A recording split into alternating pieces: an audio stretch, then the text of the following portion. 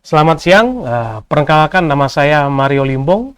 Saya salah satu dosen di program studi Penempatan Sumber Daya Perikanan, Fakultas Perikanan dan Ilmu Kelautan, Universitas Satya Negara Indonesia. Saya mengampu beberapa mata kuliah, diantaranya adalah mata kuliah Daerah Penangkapan Ikan dengan jumlah SKS sebanyak 3 SKS dan diambil pada semester 5 oleh mahasiswa. Mata kuliah Daerah Penangkapan Ikan merupakan mata kuliah yang membahas bagaimana identifikasi suatu wilayah di laut maupun di perairan umum yang dijadikan menjadi operasi penangkapan ikan. Kemudian mata kuliah ini juga membahas bagaimana manfaat dari daerah penangkapan ikan yang potensial, yang tentunya akan memberikan keefektifan dan juga keefisienan dalam operasi penangkapan yang dilakukan oleh nelayan. Salah satu tujuan utama dalam mata kuliah ini adalah mahasiswa nantinya mampu memodelkan dan juga melihat bagaimana sebaran dan juga degradasi dari suatu daerah penangkapan ikan. Bahan kajian yang diajarkan pada mata kuliah ini antara lain di pertemuan pertama adalah konsep dasar dari suatu daerah penangkapan yang dikatakan potensial terhadap operasi penangkapan ikan. Yang kedua yaitu adalah kriteria dan manfaat suatu daerah penangkapan ikan. Yang ketiga membahas bagaimana suatu daerah penangkapan ikan dikatakan ekonomis.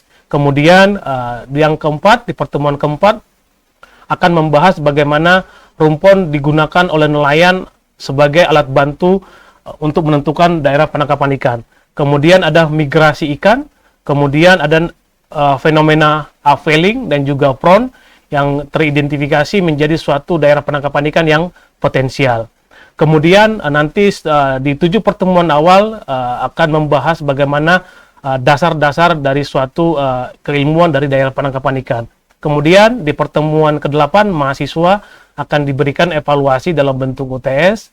Kemudian di pertemuan ke-9 mahasiswa akan mulai memberikan pengaruhnya terhadap bagaimana teknologi, bagaimana kemajuan ilmu pengetahuan dan teknologi digunakan untuk memprediksi suatu daerah penangkapan ikan dengan melihat ataupun menganalisis pengaruh suhu, pengaruh salinitas, pengaruh klorofil terhadap suatu pendugaan daerah penangkapan ikan. Di akhir nantinya mahasiswa diharapkan mampu memiliki kemampuan untuk memodelkan daerah penangkapan ikan yang potensial dengan menggunakan teknologi, yaitu diantaranya teknologi penginderaan jauh dengan sistem informasi geografis kelautan. Dalam mempelajari ataupun memperdalam wawasan tentang daerah penangkapan ikan ini, nanti mahasiswa akan diberikan beberapa buku maupun beberapa jurnal yang tentunya terkait dengan mata kuliah daerah penangkapan ikan. Buku-buku yang familiar yang nantinya mahasiswa dapat miliki ataupun baca untuk menambah wawasannya, diantaranya adalah buku-buku dengan judul Bioekologi dan Dinamika Daerah Penangkapan Ikan, kemudian buku tentang bagaimana degradasi, perencanaan dan pengelolaan suatu fishing ground, suatu daerah penangkapan, kemudian buku tentang bagaimana pembentukan daerah penangkapan ikan, kemudian buku tentang bagaimana daerah penangkapan ikan dikelola ataupun diolah dari perspektif dari perikanan Indonesia secara umumnya. Nah, dalam mempelajari di daerah penangkapan ikan ini, mahasiswa nantinya akan diberikan penugasan, baik itu secara mandiri maupun secara kelompok untuk meningkatkan kemampuan lisan, kemampuan tulisan mahasiswa dalam hal bidang akademik, khususnya dalam menerapkan kaidah-kaidah ilmiah dalam hal pemaparan maupun penulisan makalah, dan tentunya ini menjadi penilaian dalam mata kuliah daerah penangkapan ikan. Selain itu, proporsi dari penilaian ini juga nanti akan mengikuti dari sistem yang ada di Universitas Satya Negara Indonesia. Oke, selamat sore rekan-rekan mahasiswa. Selamat datang di kelas kita di mata kuliah daerah penangkapan ikan. Di mata kuliah ini kita akan membahas nantinya bagaimana suatu kawasan bisa dijadikan menjadi operasi penangkapan ikan.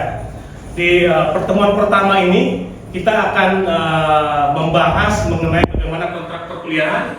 Mungkin sudah pada kenal saya semuanya. Perkenalkan, nama saya Mario Limpo. Saya akan mengampu mata kuliah ini kurang lebih 16 pertemuan selama satu semester ini. Nanti untuk perkuliahan kedepannya kita akan nanti ada penugasan masing-masing, baik itu secara mandiri maupun nanti dalam bentuk kelompok, untuk meningkatkan kemampuan teman-teman dalam menganalisis, dalam memberikan kajian-kajian sesuai dengan kaidah ilmiah. Nah, nanti penilaian di mata kuliah daerah penangkapan ikan ini, teman-teman akan dinilai dari absensi, kemudian ke mandiri. Mandiri ini bisa dalam penugasan tadi yang kelompok, maupun nanti aktivitas di kelas, diskusi. Nah, dan itu juga nanti teman-teman silakan sebelum selesai memaparkan, silakan yang bertanya langsung saja nanti bertanya, tidak sampai menunggu saya untuk menyelesaikan slide-nya. Nah, di sini nanti di akhir perkuliahan ini teman-teman diharapkan nih, saya mengharapkan teman-teman nantinya memiliki kemampuan untuk memahami tentang konsep dari suatu daerah penangkapan ikan. Kemudian yang kedua, mampu mengidentifikasi data perikanan dan kelautan yang kita gunakan nanti untuk memodelkan di tujuan akhir kita, yaitu membuat peta pendugaan daerah penangkapan ikan. Yang ketiga, teman-teman diharapkan nanti menyusun sistem pemetaan daerah penangkapan ikan. Dan kemudian kompetensi yang diharapkan adalah menerapkan teknologi. Nanti kita akan ada praktikum untuk penerapan bagaimana menduga suatu daerah mencocok untuk daerah penangkapan. Dan yang terakhir adalah membuat peta pendugaan daerah penangkapan ikan. Di pertemuan pertama di hari ini kita akan membahas bagaimana konsep suatu dasar dikatakan daerah penangkapan, kemudian manfaat dan kriteria daerah penangkapan. Kemudian di pertemuan ketiga kita akan membahas mengenai penerapan daerah penangkapan ikan untuk ikan yang ekonomis penting. Ini biasanya harga-harga ataupun produk perikanannya yang memiliki nilai-nilai yang jika dijual memiliki harga yang tinggi. Kemudian kita akan membahas di sini adalah membahas rumpon. Rumpon itu sejenis rumah ikan, ataupun bisa ada yang mengatakan adalah hotel ikan, tempat ikan untuk bermain, singgah, dan itu akan kita bahas. Kemudian pola migrasi. Nah, karena pola migrasi ini menyangkut tingkah laku ikan, kita akan membahasnya di dalam 2 pertemuan karena materinya cukup besar, cukup banyak ya, gitu ya. Kemudian di pertemuan ke-7 kita akan membahas mengenai yang namanya upwelling atau prom di wilayah perairan. Dan dari pertemuan 1 dan pertemuan ke-7 teman-teman nanti akan saya berikan evaluasi tengah semester dalam bentuk UTS. Kemudian di pertemuan 9 kita akan membahas bagaimana pengaruh oceanografi fisika, yaitu masuk seluruh permukaan laut, salinitas, kemudian klorofil, dan juga pendugaannya terhadap daerah penangkapan ikan. Di pertemuan ke-12 kita akan membahas bagaimana pendugaan daerah penangkapan itu secara konvensional. Kalau konvensional itu adalah tradisional, masih cara-cara yang lama. Kemudian kita akan menduga daerah penangkapan ikan itu berdasarkan non-konvensional, kita menggunakan teknologi. Nanti teman-teman akan diberikan wawasan bagaimana kita menggunakan pengindera jauh dengan teknik sistem informasi geografis untuk memodelkan daerah penangkapan ikan, dan nanti akan dievaluasi di akhir semester. Berikut buku-buku yang teman-teman nanti bisa dapatkan ataupun nanti baca di kita sudah memiliki beberapa buku ini di perpustakaan kita di lantai 5. Oke, berikut merupakan nanti output yang bisa kita dapatkan dari mata kuliah ini, bagaimana kita bisa memetakan suatu daerah penangkapan ikan. Contohnya yang terbitkan oleh Kementerian Kelautan dan Perikanan. Nah, kemudian yang di kanan adalah hasil penelitian saya sendiri mengenai degradasi daerah penangkapan ikan di Tangerang. Ini merupakan contoh lagi bagaimana kita membuatkan peta ataupun pendugaan daerah penangkapan ikan dengan waktu yang berbeda. Jadi terlihat ke arah mana nelayan yang akan menangkap, itu adalah suatu hal yang nanti kita akan dapatkan dalam mata kuliah ini. Nah, teman-teman nanti setelah perkuliahan ini, setelah pertemuan pertama ini, teman-teman bisa mendapatkan atau mencoba aplikasi yang diberikan oleh Kementerian Kelautan dalam hal mengakses suatu daerah penangkapan ikan. Nanti teman-teman bisa selesai perkuliahan ini teman-teman coba barcode-nya di scan, kemudian lihat bagaimana peta pendugaan daerah penangkapan ikan yang diberikan oleh pemerintah. Nah, kalau kita berbicara tentang daerah penangkapan ikan, kita berbicara tentang definisi, tentunya kita berbicara tentang bagaimana kita menjelaskan satu persatu kata dari penyusun daerah penangkapan ikan. Kalau kita berbicara tentang daerah, kita berbicara tentang bagian permukaan bumi, lingkungan atau wilayah, ataupun tempat dari suatu lingkungan, itu adalah pengertian dari daerah. Kalau kita berbicara tentang definisi yang kedua, yaitu tentang penangkapan ikan, kita harus merujuk pada Undang-Undang Perikanan. Jadi teman-teman di sini sudah kuliah di perikanan sudah lama, dan jangan pernah lupa tentang Undang-Undang Perikanan. Kemudian yang paling inti dari definisi ini adalah bahwa ikan yang kita tangkap bukan dalam keadaan yang dibudidayakan. Itu harus penting. Ini yang membedakan antara penangkapan ikan dengan budidaya ikan. Nah, dari sana kita berangkat bahwa daerah penangkapan ikan itu merupakan daerah yang tentunya harus ada ikannya. Itu yang pertama. Jangan dikatakan daerah penangkapan ikan padahal ikannya tidak tersedia. Kemudian wilayahnya atau kajian wilayahnya itu harus bisa dioperasikan dalam tangkapnya. Bisa dalam tangkap yang bersifat pasif atau yang aktif, itu bisa saja tergantung nelayannya mengoperasikan alat tangkap jenis apa. Kemudian perairan yang menjadi daerah penangkapan ikan itu harus optimal dalam hal sumber dayanya, sehingga kalau kita berbicara keberlanjutan, batas kelestariannya tetap harus terjaga. Itulah daerah penangkapan ikan. Dilanjutkan dengan Yusuf tahun 2000, bahwa suatu DPI dikatakan itu adalah suatu wilayah yang disenangi oleh ikan, tetapi ada pengecualian. Tidak merupakan tempat untuk pembesaran, tidak merupakan tempat untuk pemijahan atau spawning groundnya. Jadi hanya untuk tempat mencari makannya, itu bisa jadikan daerah penangkapan ikan. Itu ya, jadi harus membedakan bahwa nursery ground ataupun spawning ground itu tidak dapat dikatakan menjadi suatu daerah penangkapan ikan. Oke, kesimpulannya kalau kita berbicara tentang daerah penangkapan, merupakan suatu perairan di mana ikan yang menjadi sasaran, menjadi target penangkapan, itu dapat dilakukan operasi penangkapan secara maksimal, tetapi masih dalam batas kelestarian sumber dayanya. Itulah suatu daerah penangkapan. Jadi kalau kita berbicara tentang daerah penangkapan, kita harus mengevaluasi juga bagaimana stok dari sumber daya ikan di sana. Perairan laut itu bersifat dinamis, sehingga perubahan-perubahannya perlu kita analisis secara berkelanjutan. Jadi tidak hanya menganalisis sekali, karena akan berdampak terhadap tingkah laku ikan, baik terhadap mencari makan maupun menjadi target makanannya, jadi menghindar supaya jadi tidak dimakan. Itu adalah sifat dari perairan laut, bersifat dinamis sehingga mempengaruhi dari biota organisme lautnya. Kemudian masih ada yang satu lagi kurangnya, yaitu bahwa perairan laut itu bersifat common property, artinya milik bersama, sehingga nelayan-nelayan dari mana saja bisa melakukan pekerjaan mencari hidup di laut. Oke, kita lanjut mengenai klasifikasi suatu daerah penangkapan ikan.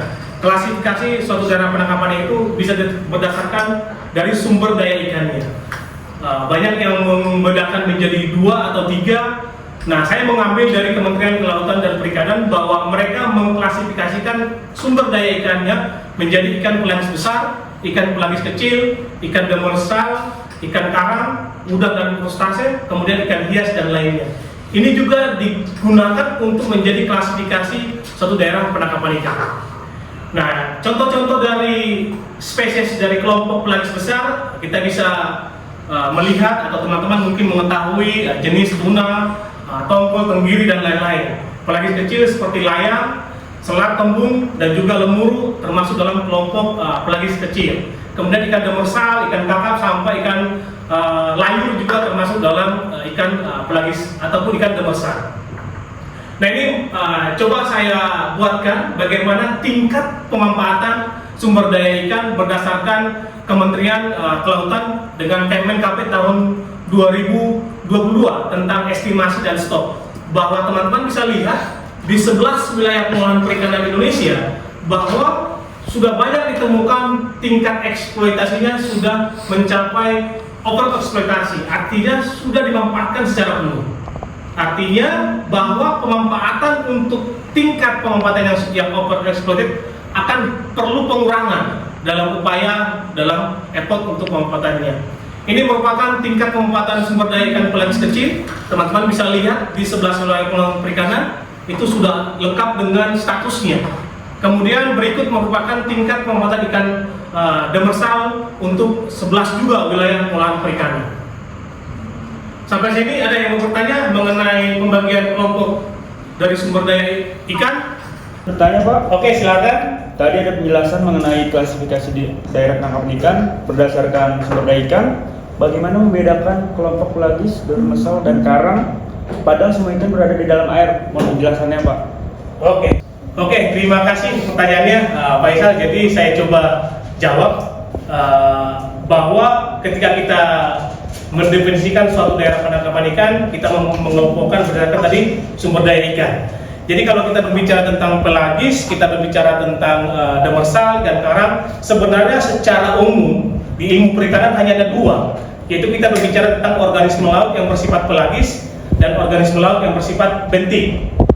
Jadi kalau kita berbicara tentang pelagis adalah sesuatu organisme yang seluruh hidup atau sebagian besar hidupnya itu akan mengapung di air. Itu adalah organisme yang bersifat pelagis. Dan itulah yang dikelompokkan menjadi pelagis besar, pelagis kecil, dan lain-lain. Nah, kalau kita berbicara tentang ikan demersal yang ada di dasar dan juga ikan karang, kita berbicara hampir gabungan antara pelagis dan bentik. Kalau bentik itu adalah sebagian atau seluruh hidupnya itu berada di atas, menempel di dasar perairan ataupun di dalam dasar perairan. Nah, itu adalah bentik. Jadi kalau kita bicara tentang demersal berarti termasuk dalam bentik. Kalau kita berbicara tentang ikan karang, dia bisa diantaranya, bisa pelagis, bisa juga masuk dalam bentik, itu ya. Jadi inilah pengelompokan. Nah, namun di alam atau di lapangan, pengelompokan yang semakin spesifik akan menjadi cara yang mudah untuk melakukan pengolahannya. Makanya dikelompokkan menjadi pelagis, kemudian pelagis besar, pelagis kecil, demersal, ikan karang, krustase, dan juga ikan hias. Oke, kita lanjut. Tadi pertanyaan tadi sudah terjawab. Kita coba lanjut dengan klasifikasi daerah penangkapan ikan berdasarkan habitat. Nah, ini dibagi menjadi tiga, yaitu demersal fishing ground, kemudian pelagic fishing ground, kemudian shallow fishing ground. Jadi shallow itu yang perairan dangkal. Jadi perairan dangkal yang mungkin kalau kita jalan mungkin masih bisa kita lalui, itu adalah shallow, ataupun yang lebih dalam. Atau kadang ada yang ilmuwan yang menyatakan bahwa shallow fishing ground itu adalah suatu perairan yang ketika kapalnya melintas, tingginya kedalamannya itu maksimal 1,5 dari drag kapalnya. Itulah shallow fishing ground. Yang kelima, klasifikasi daerah penangkapan ikan berdasarkan alat penangkapan ikan. Nah, ini ada purseine fishing ground, kemudian gillnet fishing ground, pancing fishing ground, ataupun trap fishing ground. Jadi tergantung alat yang digunakan, itu bisa dikatakan menjadi suatu fishing ground berdasarkan alat penangkapan ikan. Kemudian contohnya gini, ini merupakan alat penangkapan ikan yang coba saya spasialkan. Ini merupakan penelitian saya sendiri bersama rekan-rekan. Saya mendapatkan hibah dari kementerian di Kementerian Pendidikan bahwa saya memetakan degradasi suatu daerah penangkapan ikan, tapi saya bisa memetakan juga menjadi suatu spasial tentang bagaimana dampak dari pengoperasian alat penangkapan ikan. Teman-teman bisa lihat bagaimana di Teluk Banten terlihat bahwa yang berwarna merah merupakan alat tangkap yang dominan merusak lingkungan, sedangkan yang warna hijau adalah alat tangkap yang dominan beroperasi dengan menggunakan alat tangkap yang sedikit berdampak terhadap keberlanjutan perikanan. Ini klasifikasi DPI berdasarkan wilayah pengolahan perikanan. Ada 11 di kita wilayah pengolahan perikanan, mulai dari 571 sampai 718. Nah, ini syarat-syarat daerah penangkapan ikan. Banyak ikannya, alat tangkap dioperasikan, lokasi tidak jauh dari pelabuhan, jadi ada pelabuhannya. Jadi ketika suatu daerah penangkapan ikan tidak ada fishing base-nya, itu tidak menjadi suatu daerah penangkapan ikan.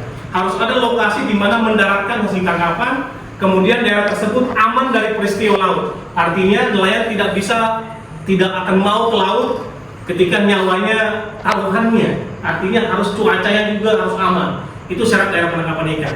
Kemudian bukan daerah terlarang oleh peraturan undang-undangan yang berlaku. Kemudian kenapa harus tahu DPI? Keberhasilan DPI ditentukan oleh sumber daya manusianya, fishing gear-nya, fishing vessel-nya, metode penangkapan ikan, dan juga daerah penangkapan ikan. Makanya kita harus perlu tahu tentang daerah penangkapan ikan.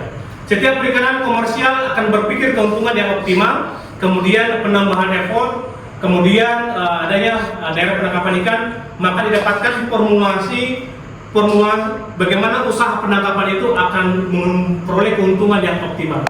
Dan yang terakhir, dengan kita membuatkan model pendugaan daerah penangkapan ikan, tempat lokasi dan tepat waktu akan menjadi suatu kebutuhan yang harus diberikan kepada nelayan sehingga penangkapannya lebih optimal.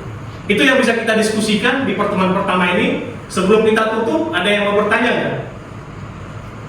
Silakan. Maaf Pak, izin bertanya. Nah tadi kan yang Bapak jelaskan di syarat DPI itu. Oh, iya.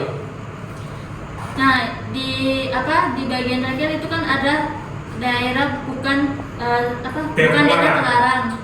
Nah yang ingin saya tanyakan itu apakah pada wilayah konservasi perairan dapat dilakukan operasi penangkapan ikan dan bukan daerah terlarang Pak? Oke.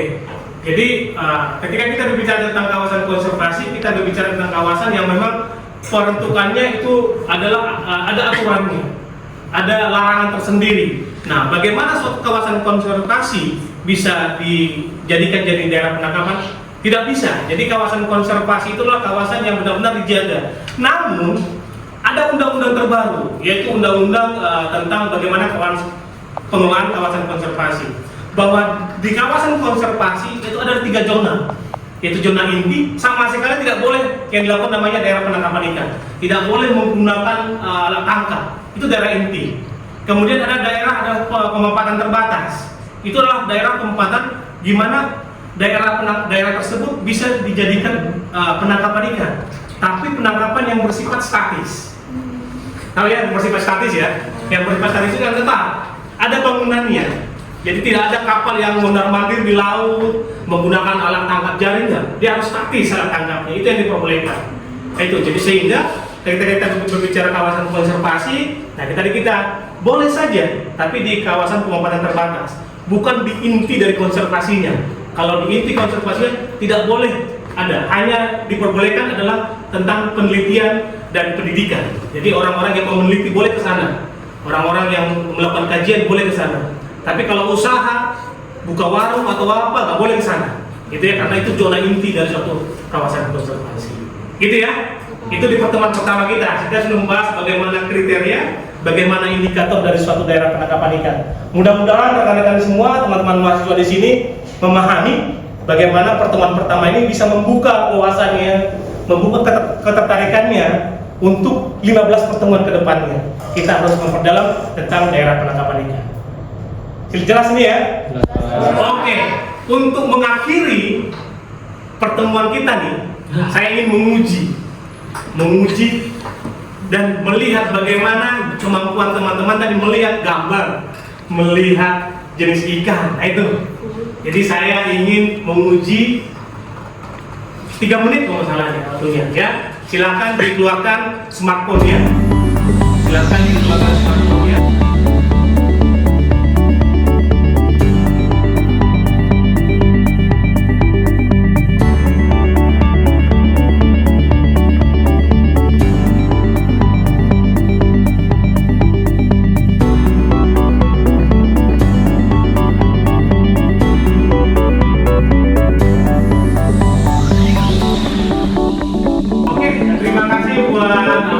Kita tadi sudah melakukan kuis dari selamat kepada Kalap yang mendapatkan nilai tertinggi. Artinya pemahaman materi dimulai dari slide pertama sampai terakhir dikuasai. Jadi artinya lumayan dengan tingkat akurasi 90%. Jadi artinya 18 soal dari 20 dia bisa benar.